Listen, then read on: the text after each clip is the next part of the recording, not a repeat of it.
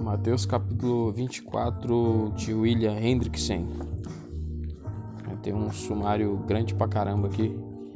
Uns poucos itens são dignos de observação especial. Primeiro, esse é o segundo mais longo dos 6 discursos de Cristo. O evangelista Mateus dedica um espaço maior a esse discurso do que Marcos e Lucas. Embora muitas partes do capítulo 24 encontre paralelo nos outros sinóticos, e eles, por sua vez, tenham umas poucas passagens que não se encontram em Mateus 24. O sermão é geralmente conhecido como discurso escatológico de Cristo ou discurso sobre as últimas coisas. Para indicar mais claramente seu conteúdo, pode usar-se também o título indispensável Prudência na abordagem acerca do retorno do Filho do Homem como juiz e galardoador. 2. O esforço para combinar Mateus 24 e 25 com o capítulo 23, fazendo dos capítulos 23 a 25 um só discurso, a fim de, por meio dessa manipulação, reduzir os 6 discursos a 5, comparável aos 5 livros de Moisés. Não procede, pois a mensagem encontrada no capítulo 23 foi pronunciada no templo. A registrada nos capítulos 24 a 25 foi pronunciada no Monte das Oliveiras. Aquela teve como auditório as multidões e os discípulos de Cristo. Esta somente os discípulos. Os temas são também inteiramente diversos, como já foi indicado. 3. A matéria profética encontrada nesse sexto discurso tem referência não apenas a eventos próximos, ver, por exemplo, o versículo 16, mas também aqueles que se estendem para o futuro, como é óbvio, de 24, 14, 29, 31, 25, 6, 31 a 46 e Lucas 21, 24.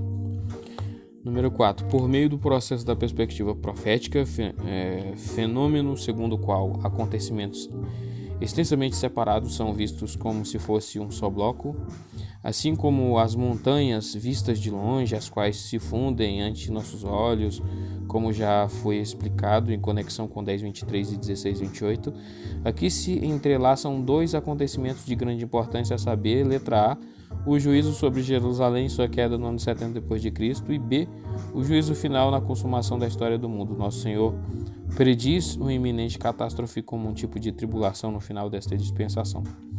Ou colocando a questão de forma diferente ao descrever o breve período de grande tribulação no final da história que termina com o juízo final. Jesus está descrevendo com as cores tomadas por empréstimo da descrição de Jerusalém pelos romanos. Então aqui a primeira coisa que eu vi aqui no comentário do Hendrickson é que ele assume que segundo ele, mostrando-se futurista, ele vê o Mateus 24 como primeira parte e segunda parte. A primeira parte vai tratar do ano 70 depois de Cristo, da destruição de Jerusalém, e a segunda parte seria futuro mesmo, coisas do futuro. O ponto de vista que ora é bastante popular, segundo o qual o capítulo 24, incluindo ainda passagens tão importantes como 24:30, que descrevem o Filho do Homem vindo nas nuvens do céu com poder e grande glória, se limita aos ais que estavam para vir sobre o povo judeu no ano 70 depois de Cristo. Está aberta às seguintes objeções. Letra A. Se restringirmos dessa maneira o significado, então Jesus não teria respondido à pergunta dos discípulos. Para estudarmos o conteúdo dessa pergunta, eu prometo te amar.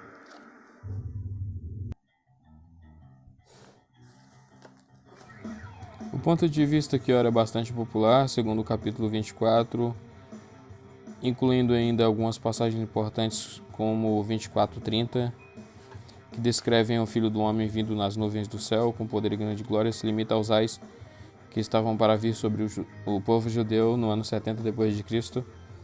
Está aberta as seguintes objeções. Letra A. Se restringirmos dessa maneira o significado, então Jesus não teria respondido à pergunta dos discípulos.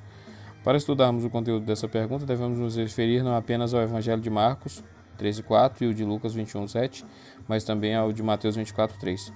Isso nos fornece um quadro completo. Na pergunta dos discípulos estavam incluídas as seguintes palavras: qual será o sinal da tua vinda e do fim do século?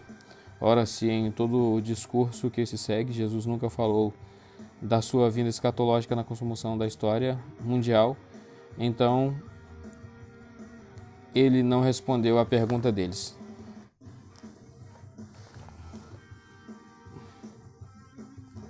Letra B. É-nos dito com toda clareza, Mateus 24:29, que a tribulação que a essa passagem se refere procede imediatamente ao aparecimento do sinal do Filho do Homem no céu. Jesus enfatiza que ninguém, nem os anjos do céu, nem o Filho, mas somente o Pai sabe o dia e hora, no caso que o Carson falou, que é acréscimo isso aqui, né? O Carson falou que nem o Filho sabe, isso aqui é um acréscimo posterior, né? A base está lá no livro do Carson. Então aí que ele fala que nem um pai sabe, quer dizer, nem um filho sabe, né? Que os católicos humanos são da história mundial, então ele não respondeu a pergunta deles. Nos dito com toda clareza, Mateus 24:29, que a tribulação a que essa passagem se refere procede imediatamente ao aparecimento do sinal do Filho do Homem no céu. Jesus enfatiza que ninguém, nem os anjos do céu, nem o Filho, mas somente o Pai, sabe o dia e a hora em que esse grande evento terá lugar. Ele quer dizer simplesmente que ninguém sabe quando Jerusalém será destruída? No versículo 37 lemos: como foi nos dias de Noé, assim será a vinda do Filho do Homem. A destruição da face da terra por meio do dilúvio é simplesmente uma prefiguração da queda de Jerusalém. Ou é uma prefiguração de que o céu e a terra passarão, segundo a referência feita no versículo 25. Não só o contexto imediato, mas também 2 Pedro 3:5-7 nos fornece a resposta, também Lucas 17, do 20 ao 37. Letra C. Nosso Senhor continua seu discurso no capítulo 25. Os dois capítulos são inseparáveis. Se a elevada linguagem de 24:29 ao 31 não tem nenhuma outra referência mais importante e final do que destruição de Jerusalém no ano 70 depois de Cristo, então, pelo mesmo processo de raciocínio, haveria de dar-se também às palavras de 25, 31, 46, uma interpretação restrita. Observar o paralelo, em ambos os casos, o Filho do Homem aparece em intensa glória e o povo, seus eleitos, todas as nações, é reunido em sua presença, mas 25:46 demonstra, sem qualquer possibilidade de refutação, que a consumação dos séculos chegou. O momento chegou quando estes cabritos, a saber, os ímpios, irão para o castigo eterno, os justos, porém, irão para a vida eterna. Não se alega naturalmente que algum exegeta esteja plenamente apto para desenredar o que se encontra aqui, bem entretecido a ponto de indicar exatamente em cada passagem individual quando se refere à queda de Jerusalém e quanto à grande tribulação e à segunda vinda. Não se alega naturalmente que algum exegeta esteja plenamente apto para desenredar o que se encontra aqui, bem entretecido a ponto de indicar exatamente o que cada passagem individual quanto se refere à queda de Jerusalém e quanto à grande tribulação e à segunda vinda. Número 5. A ênfase principal em ambos os capítulos está na necessidade de se estar sempre alerta e ativo no serviço do Mestre, sempre fiel. Vira especialmente 24:4 e todo o capítulo 25. Os dois capítulos contêm 10 partes ou parágrafos facilmente reconhecidos.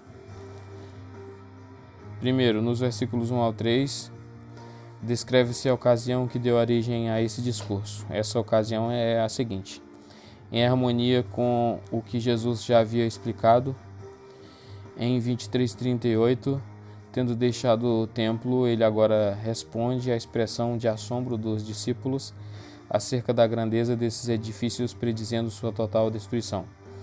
Ao chegarem ao Monte das Oliveiras, os discípulos lhe perguntaram quando tal coisa aconteceria e qual seria o sinal. Observe-se o singular de sua vinda e da consumação dos séculos. Eles, segundo parece, pensam que o fim do tempo significa o fim dos tempos ou mundo.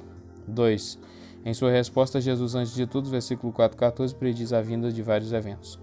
O surgimento de falsos cristos e falsos profetas, guerras e rumores de guerra, fomes, terremotos, perseguição, apostasia, iniquidade e esfriamento do amor recíproco.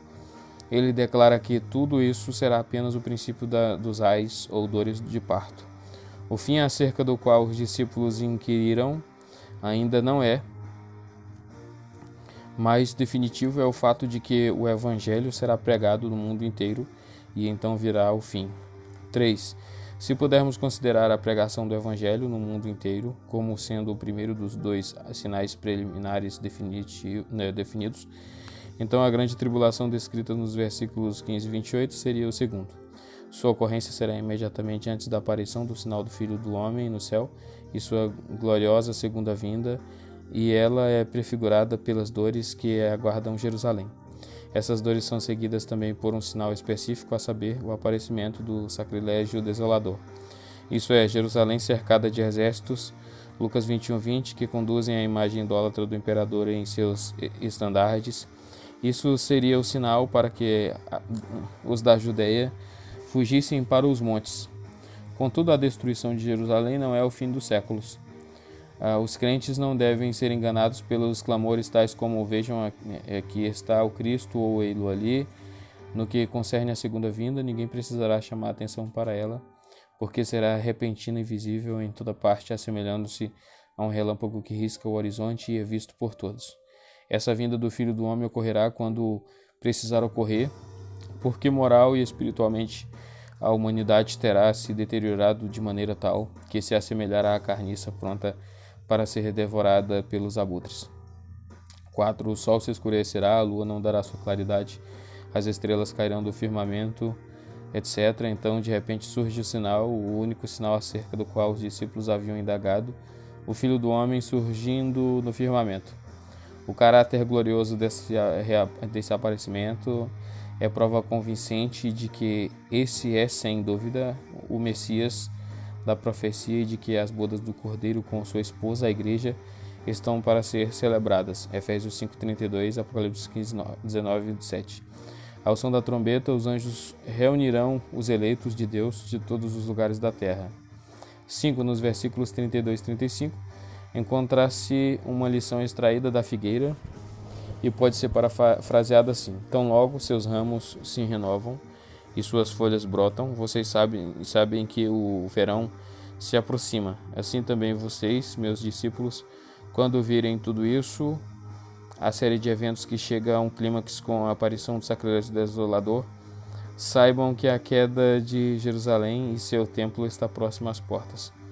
Quanto aos judeus em geral, Jesus prediz que essa geração ou classe de pessoas não passará até que acontecimentos que se estendem ao longo dos tempos até o aparecimento do Filho do Homem e sua vinda. A ênfase principal, continuando aqui na página 486, a ênfase principal em ambos os capítulos está na necessidade de se estar em alerta e ativo ao serviço do Mestre, sempre fiel a ele. Os dois capítulos contêm 10 partes ou parágrafos facilmente reconhecíveis.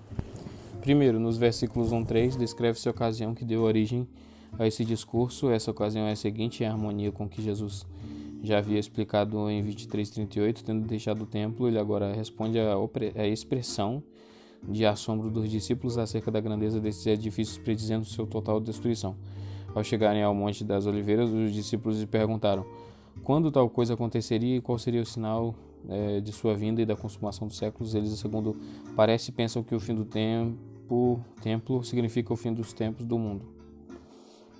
Em sua resposta, Jesus, antes de tudo, e eu acho que eu já li isso aqui, viu? Talvez eu entrei na página errada. Mas aqui na página 487, essa vinda do Filho do Homem ocorrerá quando precisar ocorrer, porque moral e espiritualmente a humanidade terá se deteriorará de maneira tal que se assemelhará à carniça pronta para ser devorada pelos abutres. Número 4. O sol se escurecerá, a lua não dará sua claridade, as estrelas cairão do firmamento, etc. Então, de repente, surge o único sinal acerca do qual os discípulos haviam indagado, o Filho do Homem surgindo no firmamento. O caráter glorioso desse aparecimento é prova convincente de que esse é, sem dúvida, o Messias da profecia e de que as bodas do Cordeiro com sua esposa, a Igreja, estão para ser celebradas. Efésios 5:32 e Apocalipse 19:7. Ao som da trombeta, os anjos reunirão os eleitos de Deus em todos os lugares da terra. 5. Nos versículos 32 e 35 encontra-se uma lição extraída da figueira e pode ser parafraseada assim: então logo seus ramos se renovam e suas folhas brotam. Vocês sabem que o verão se aproxima, assim também vocês, meus discípulos, quando virem tudo isso, a série de eventos que chegam em clímax com a aparição do sacrilégio desolador, saibam que a queda de Jerusalém e seu templo está próxima às portas. Quanto aos judeus em geral, Jesus prediz que essa geração ou classe de pessoas não passará até que tudo acontecimentos que se estendem ao longo dos tempos até o aparecimento do Filho do Homem e sua vinda nas nuvens do céu se cumpra. Jesus acrescenta: o céu e a terra passarão, mas minhas palavras jamais passarão. 6. A necessidade de se estar pronto ante o fato de o dia e hora da vinda de Cristo serem desconhecidos é enfatizado nos versículos 36 e 44. Nos dias do dilúvio, a humanidade não esperava que houvesse uma catástrofe repentina. Assim viviam como se nada de ruim fosse acontecer, não prestando atenção à sua vocação espiritual. Então, de repente, veio o dilúvio e os destruiu a todos. De modo algum, Jesus, em sua vinda, receberá todas as pessoas indistintamente seu amplexo de amor. Uma será levada, outra será deixada. Portanto, os discípulos devem estar sempre de prontidão, à semelhança do dono de casa, que estaria sempre alerta se soubesse que o ladrão está tramando arrombar sua casa, sem saber a que hora isso vai acontecer. 7. Tal prontidão significa fidelidade, amor e leal serviço prestado ao seu mestre. Tal verdade é focalizada pela parábola do servo fiel e prudente, que é galardoado em confronto com o servo infiel e iníquo, que é condenado, pelos versículos 45 e 51. 8 e 9. A parábola das 10 virgens, 5 insensatas e 5 prudentes, ou 5 imprudentes e 5 previdentes, e a dos talentos, que reenfatiza o modo correto de se esperar a volta de Cristo.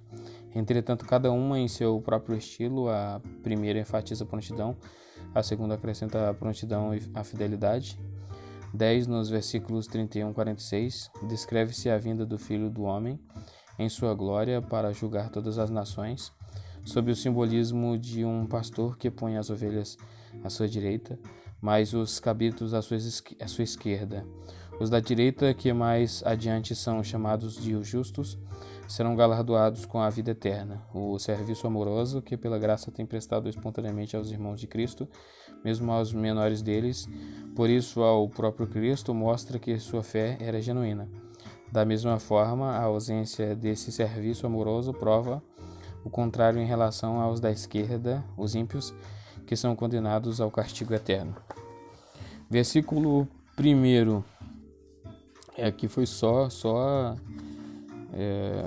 praticamente o que ele falou aqui foi o sumário, introdução e sumário só.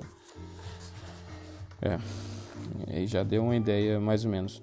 Versículo 1. Jesus deixou o templo e ia caminhando, mas então seus discípulos aproximaram-se dele com o fim de chamar-lhe a atenção para o edifício do templo. Era terça-feira, poucos dias antes do Cordeiro Pascal se oferecer como expiação pelos pecados do seu povo. Com toda probabilidade, no final da tarde desse dia, em extremo memorial e de muita ocupação, Jesus deixa o templo e dele se afasta acompanhado de seus discípulos quando estes se aproximam dele, com o propósito de chamar-lhe a atenção para as belezas e a grandeza de seu sagrado edifício. Mestre, vê as grandes pedras, que magníficos edifícios, a razão porque precisamente nesse momento particular estes homens estão pensando no templo é que Jesus lhes havia dito: eis que sua casa será deixada deserta. 23:38. Ainda que seja razoável crer que a expressão sua casa significa Jerusalém, o templo estava sem dúvida incluído. É como se os discípulos estivessem dizendo: é verdade que também este glorioso edifício ficará deserto? Versículo 2. Ele lhes respondeu: então, vendo tudo isso, eu solenemente lhes asseguro que não... Estão vendo tudo isso? Uma pergunta. Eu solenemente lhes asseguro que não se deixará aqui uma pedra sobre a outra sem que seja derrubada. Para eu solenemente lhes asseguro, ver comentários sobre 5:18, o significado de tão solene pronunciamento provavelmente seja este: e esse complexo de edifícios não só ficará deserto, mas também será completamente destruído. A figura hiperbólica não se deixará aqui pedra sobre a outra indica a totalidade de sua destruição. Com referência ao comprimento, vê o comentário sobre 22:7. Então aqui primeiro que o templo ficou, ainda um muro ficou de pé, né? Porque foi dito que era que pedra sobre pedra não ficaria assim, né? Então, só que aqui está dizendo igual uma hipérbole, né? Hipérbole, figura de linguagem que significa exagero. Então, quando ele fala não ficará pedra sobre pedra, ele está de forma, hiperbólica, né? De forma simbólica, dizendo que o templo seria destruído, né? Que não ficaria pedra sobre pedra, no sentido de que esse templo iria cair, né? Ia cair todinho, né? Versículo 3. E quando se achava sentado no Monte das Oliveiras, os discípulos se chegaram a ele, em particular, dize-nos quando isso acontecerá e qual será o sinal de sua vinda e do fim dos tempos. Pouco depois, Jesus está sentado no Monte das Oliveiras. Podemos imaginar como, olhando através do vale, um panorama verdadeiramente fascinante se descortinava ante os olhos do pequeno grupo. Lá estava o teto do templo, banhado num mar de glória dourada.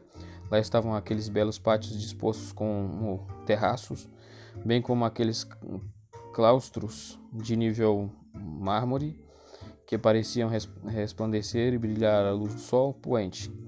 E pensar que toda essa glória estava para perecer, a mente dos discípulos vacilava com sensação de vertigem ao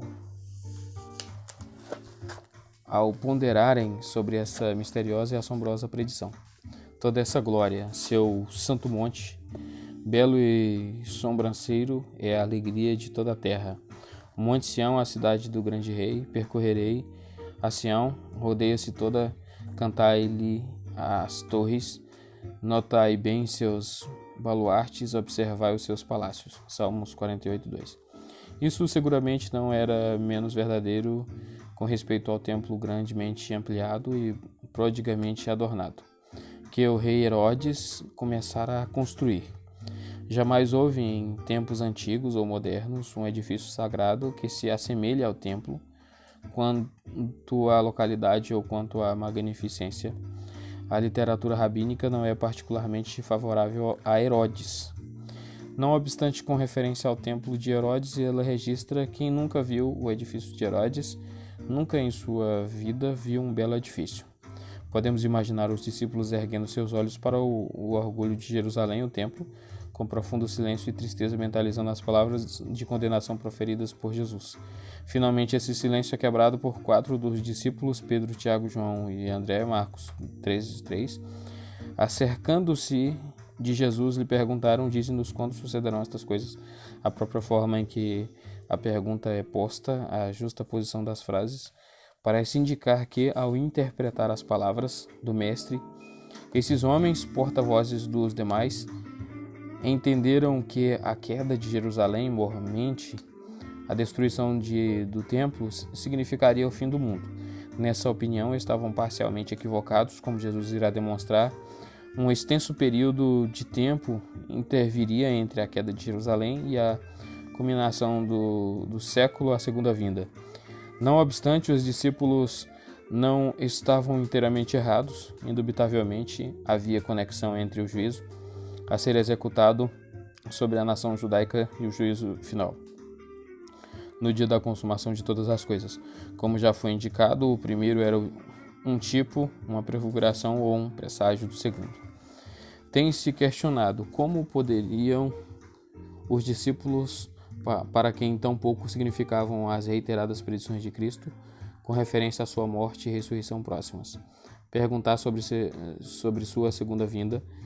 Todavia, uma distinção se deve fazer entre a plena compreensão de uma coisa e o estar emocionalmente interessado nela. É verdade que os discípulos não conseguiriam entender com profundidade as predições de Cristo com referência à ressurreição dentre os mortos, mas se algo dessa natureza estava para acontecer, então Jesus ressuscitaria e iria para o seu Pai e se assentaria no trono, e eles queriam saber mais a respeito, talvez, especialmente porque seu Senhor também lhes prometera que voltaria para eles e que também se assentaria em tronos. Para o tema vinda ou parousia, ver comentários sobre o versículo 27. Ainda que se deva reconhecer sinceramente que isso não é uma explicação completa da condição mental deles, pode aclarar a situação até certo ponto. Por alguma razão, a pergunta que fizeram ofereceu ocasião a que fosse proferido o famoso discurso escatológico de seu mestre. O princípio dos ais ou das dores de parto. Jesus agora faz a correção da inferência equivocada deles. Ele lhes mostra que nem tudo o que parece ser um sinal do fim do mundo é de fato um sinal de tal natureza. Noutros termos, há também sinais que somente num sentido muito geral merecem esse nome. Sempre que esses acontecimentos separados são interpretados como sendo indicações infalíveis de que o fim do século está imediatamente ante os olhos, merecem o nome de sinais errados. Assim, Jesus prediz a vinda de falsos cristos, indivíduos que irão dizer eu sou o Cristo, e falsos profetas, os quais desencaminharão a muitos. Os que persistem em ser desencaminhados mostram que jamais pertenceram ao verdadeiro rebanho de Cristo. 1 João 2,19, 1 Coríntios 11,19. Sempre houve falsos profetas enganadores. Suas vítimas se opõem às leis de Deus. Essa maldade crescerá com natural resultado: divisão dentro do círculo familiar e esfriamento do amor uns pelos outros, precisamente como Jesus previamente predisse. Não é necessário citar pelo nome alguns dos falsos profetas. Eles estavam presentes quando da queda de Jerusalém, mas não deixaram de estar em evidência depois da grande catástrofe do ano 60 depois de Cristo. Os discípulos não devem deixar-se desviar por eles. Suas reivindicações devem ser rejeitadas. Além disso, só o fato de eles jamais desaparecerem da terra ao longo de toda a presente dispensação mostra nitidamente que seu aparecimento e obra nunca poderão constituir um sinal no sentido estrito do termo. Isso é também verdade com respeito às guerras e rumores de guerras. Quando Jesus disse essas palavras, o Império Romano estava desfrutando de um longo período de paz.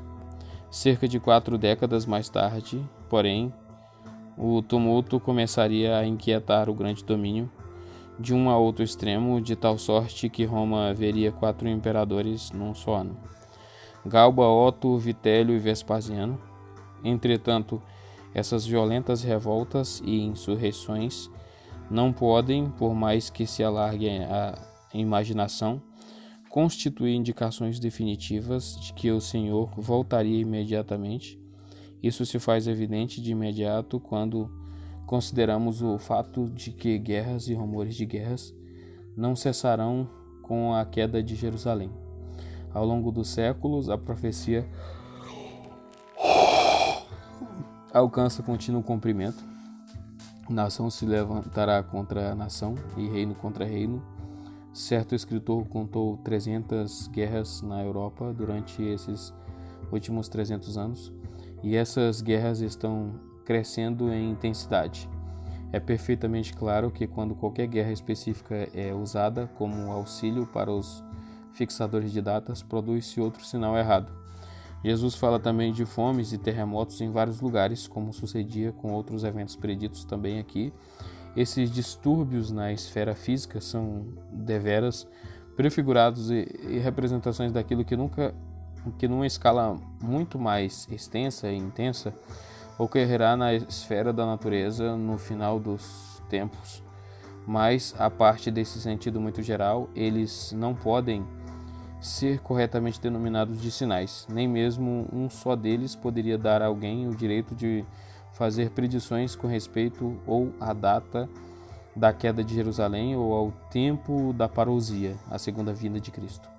É verdade que durante o período de 60 a 80 depois de Cristo, a fome, a pestilência, os incêndios, os vulcões e os terremotos assolaram o império, como Renan descreve em L'Antichrist. O versículo irrompeu-se violentamente no verão de 79, destruindo Pompeia e seus arredores. Mas, como já ficou evidenciado desde a cláusula precedente, essas catástrofes não se limitaram à década precedente à queda de Jerusalém no ano 70. Além disso, ao longo dos séculos tem havido violentos terremotos. Por exemplo, em 1º de novembro de 1755, 60 mil pessoas pereceram em Lisboa, Portugal. Em 1783, o grande terremoto da Calábria, morreram, segundo estimativa, 30 mil. Em 1857, o terremoto napolitano ceifou mais de 12 mil vidas.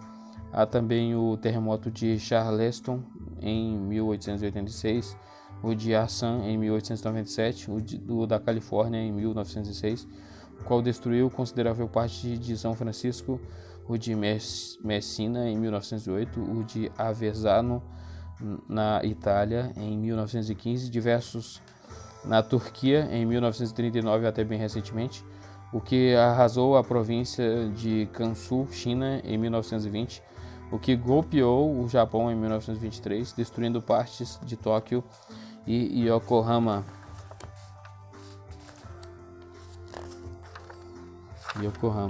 Os do Chile, de 1939 a 1960, e ainda mais recentemente o devastador terremoto no Peru, em 1930, etc. Historiadores e filósofos antigos, tais como Tucídides, Aristóteles, Estrabo, Sêneca, Lívio e Plínio, descrevem fenômenos sísmicos semelhantes em seus dias. E já no ano 1668, Robert Hooke escrevia sua obra que leva o título Discourse on Earthquakes.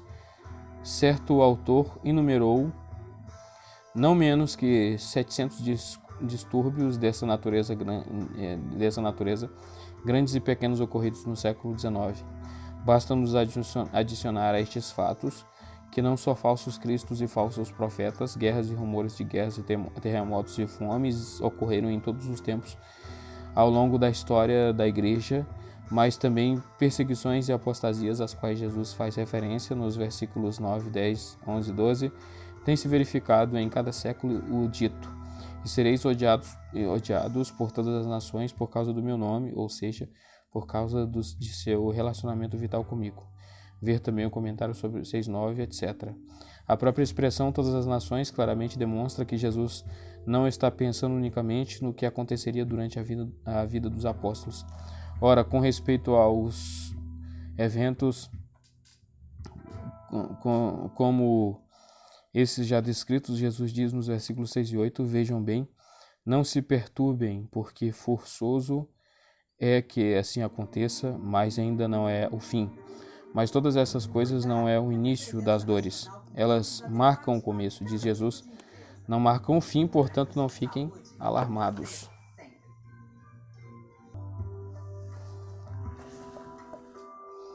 A despeito dessas advertências tão claras que nosso Senhor dirigiu a seus discípulos, muitos dos membros da Igreja moderna se encheram de admiração pelo ministro, o evangelista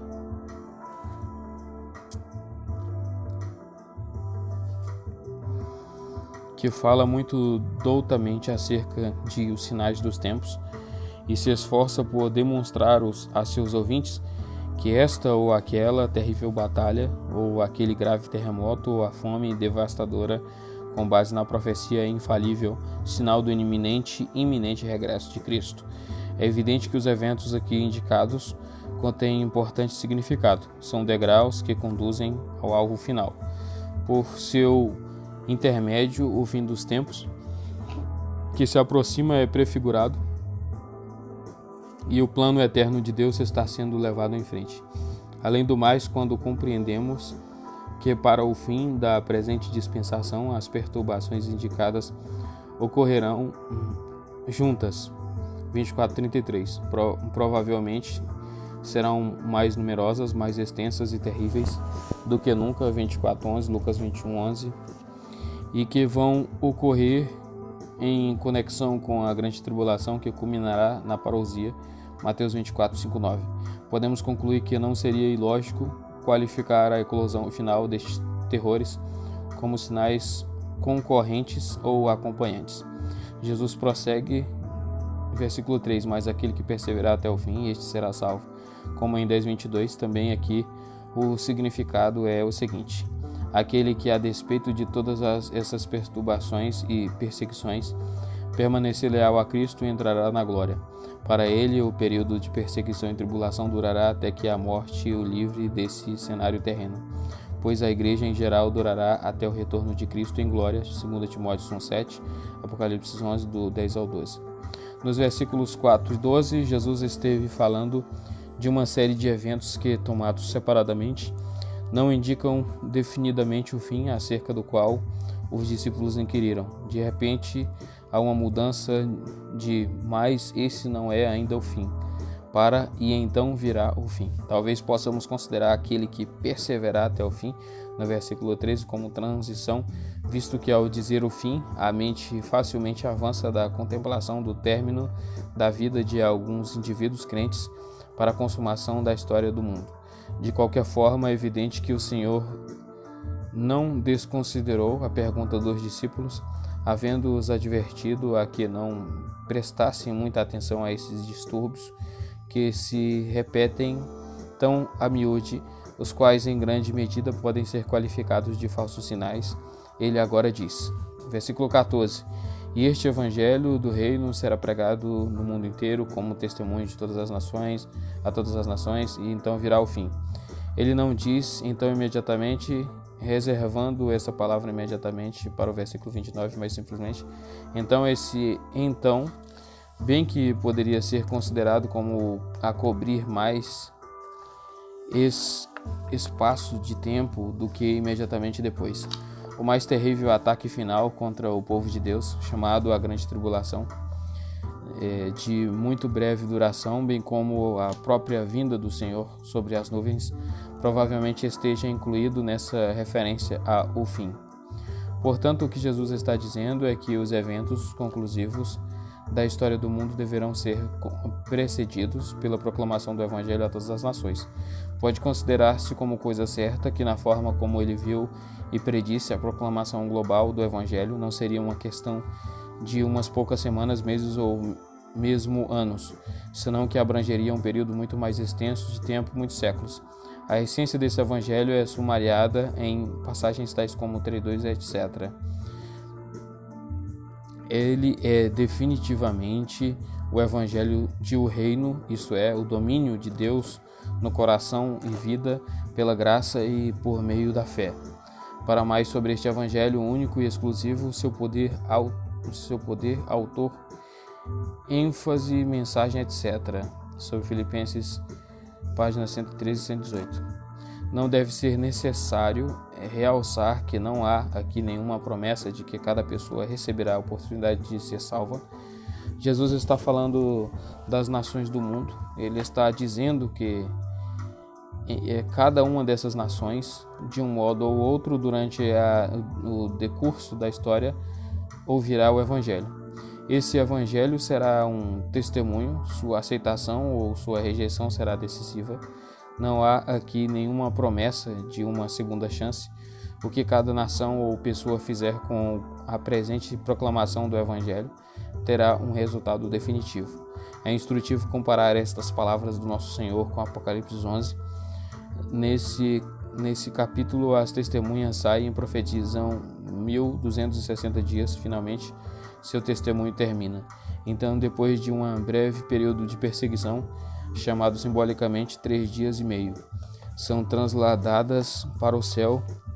Semelhantemente, também em Apocalipse 20, as nações recebem sua grande oportunidade, de modo que o dragão não pode enganá-las durante um período de 1000 anos. Então, por pouco tempo, Satanás é solto de sua prisão. Isso sucessivamente é seguido pelo aparecimento de Cristo sobre o grande trono branco. Portanto, é plenamente evidente que o programa da história é o mesmo em todos os 3 capítulos, Mateus 24, Apocalipse 11 e 20. Um breve exame do progresso das missões, desde o primeiro período até aos dias atuais, convencerá a qualquer pessoa que os dias em que vivemos agora são deveras significativos. Em geral, o Evangelho tem sido disseminado desde o nascer do sol até o pôr do sol. Certo escritor estima que no final do período apostólico, o número total de discípulos cristãos já alcançava 500.000. Durante esse primeiro período, certo missionário sobressaiu mais que todos os demais, isto é, Paulo. Ele levou o evangelho cada vez mais para o ocidente. Finalmente chegou a Roma como prisioneiro do Senhor, mesmo em sua prisão, porém ele era um cooperador e não um obstáculo para a expansão das boas novas. Disse ele: "E quero, irmãos, que saibam que as coisas que me aconteceram têm antes contribuído para o progresso do Evangelho, de modo que se tem tornado manifesto a toda a guarda pretoriana e todos os demais que é por Cristo que estou em prisões." Provérbios 121. Não, é Filipenses 1:121, acho que está escrito errado isso aqui. É Filipenses 1, eu acho que era 1:12, né? Tem que conferir lá certinho onde que está o texto. Durante o período seguinte da morte de João até Constantino, o evangelho continua a penetrar o mundo então conhecido. E aqui, a despeito de muitíssimas perseguições de Trajano e de Diocleciano, esse fato é, na verdade, notabilíssimo, especialmente à luz do fato de que não menos que 174.000 mártires foram sepultados no único grande sepulcro, ou seja, as catacumbas de São Sebastião em Roma, de Constantino até Carlos Magno, 303.800. As boas novas de salvação foram levadas aos pais da Europa Ocidental por meio de